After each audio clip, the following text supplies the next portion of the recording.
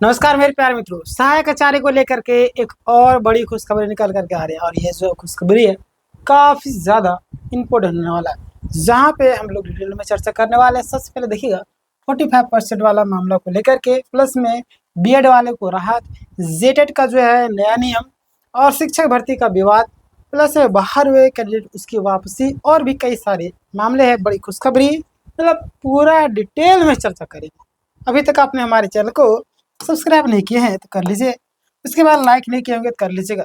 चलिए ध्यान दीजिएगा आप लोग। नमस्कार, वेलकम है आप सबका। झारखंड सहायक आचार्य भर्ती को लेकर के अपडेट, सुप्रीम कोर्ट और हाई कोर्ट से जुड़ी महत्वपूर्ण खबर, 45% वाले बीएड कैंडिडेट और डीबी, यहाँ पे डीबी होगा है ना, डीबी सक्सेसफुल अभ्यर्थियों के लिए बड़ा अपडेट आया है। वीडियो को पूरा जरूर देखिएगा, है ना। चलिए स्टार्ट करते हैं। अब यहाँ से देखेंगे हम झारखंड में शिक्षक भर्ती का जो विवाद है, क्यों आपको पता है पुराने और नए नियमों में बड़ा अंतर आपको देखने को मिल रहा है। लगातार इन सारी चीज़ों को लेकर के आवाज़ भी उठाई जा रही है, और कई मामलों में कोर्ट में मामला आपका लंबित है।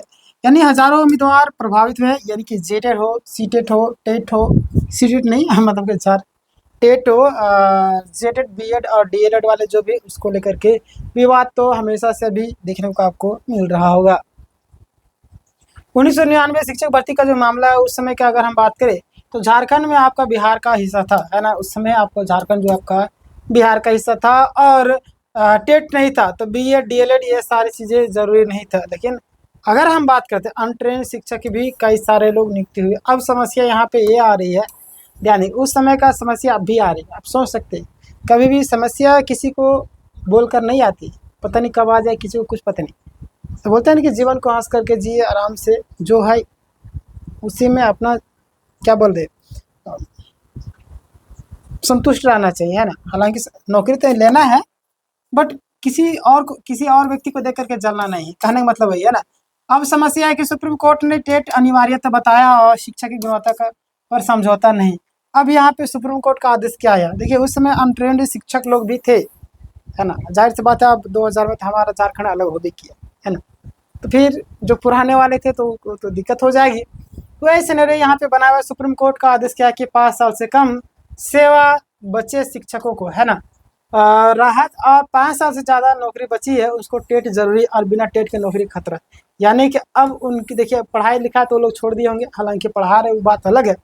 इतने साल कई लोग बूढ़ा बुजुर्ग हो गए होंगे, और उनको फिर जा करके टेट पास करना होगा, तो फिर कितना दर्द वाली बात होगी, आप समझ सकते हैं, है ना।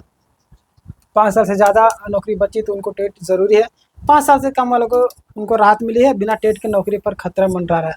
अब देखिए ये बात गलत है। 1999 पुराने समय वाले जो है उनको कहने की राहत देना चाहिए, समझ रहे। 2003 शिक्षक भर्ती पर ये भी विवाद है। पहली बार ट्रेन टीचर की नियुक्ति हुई थी, और उसमें बीएड वालों पर 1 to 5 प्रतिबंध नहीं था।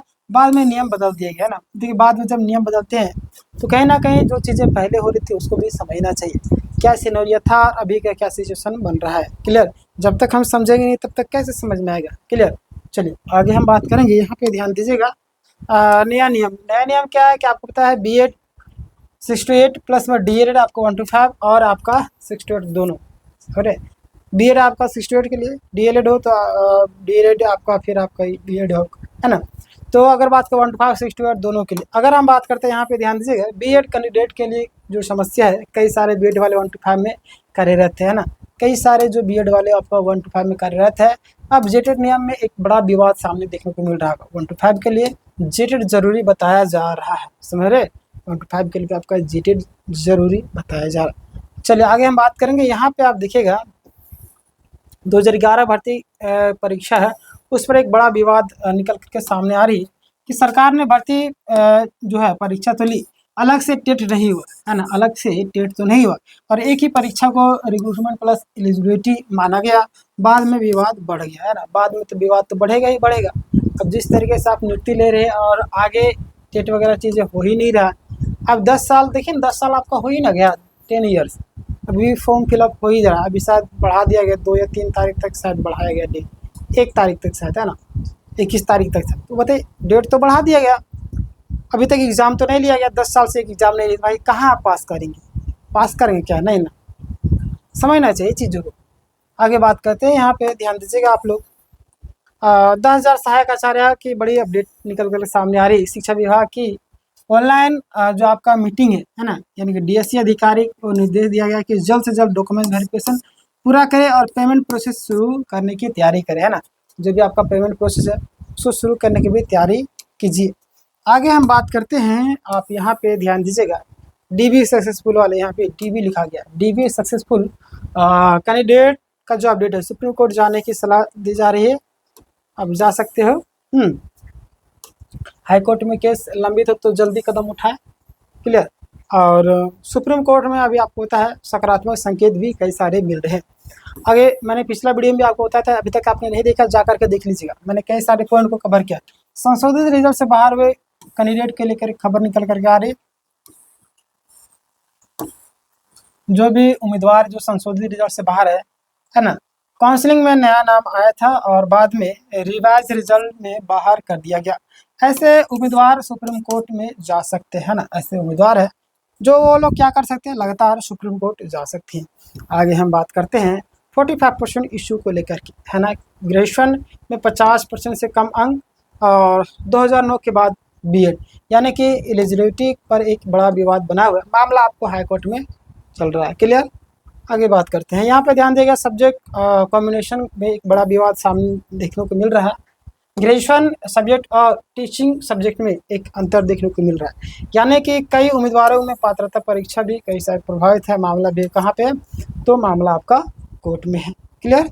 चलिए आगे हम बात करते हैं, यहाँ पे ध्यान दीजिएगा, पिटिशनर्स को कई बार फ़ायदा मिलते हैं, कई बार नहीं मिलते हैं। तो जब भी बने तो आप अपने सारा चीज़ जानकारी इकट्ठा कर ले, जिसके साथ ये बन रहे क्या व्यक्ति सच में जेन्युइन है या नहीं, ठीक है। कोर्ट में कहा जा रहा है कि पिटिशनर को राहत मिल सकती है, इसीलिए आप समय रहते केस में शामिल हो सकते हो, क्लियर।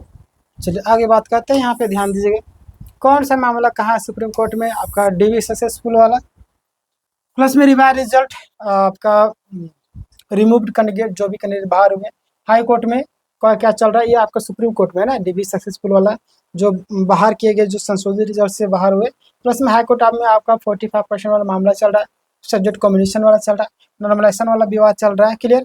फाइनल कंक्लूजन क्या है, फाइनल कंक्लूजन मतलब कि झारखंड शिक्षक भर्ती में एक बड़ा कानूनी संघर्ष अभी जारी है और पता नहीं कब तक चलेगा, आने वाले समय में बड़ा फैसला संभव है। ऑफिशियल नोटिफिकेशन और कोर्ट का अपडेट पर आपको नज़र बना करके रखना है, और हमारे चैनल अभी तक नहीं सब्सक्राइब किया कर लीजिएगा, क्योंकि मैं आपको जानकारी देने की पूरी कोशिश करता हूँ। आउटरो मतलब कि वीडियो को शेयर कीजिए, अच्छा लगे तो सब्सक्राइब कीजिए, ज़्यादा से ज़्यादा शेयर कर सकते, क्लियर।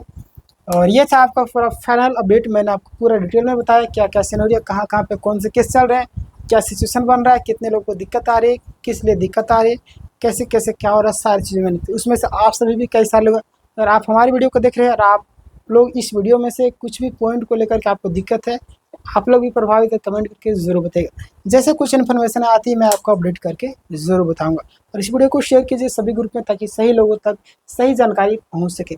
धन्यवाद।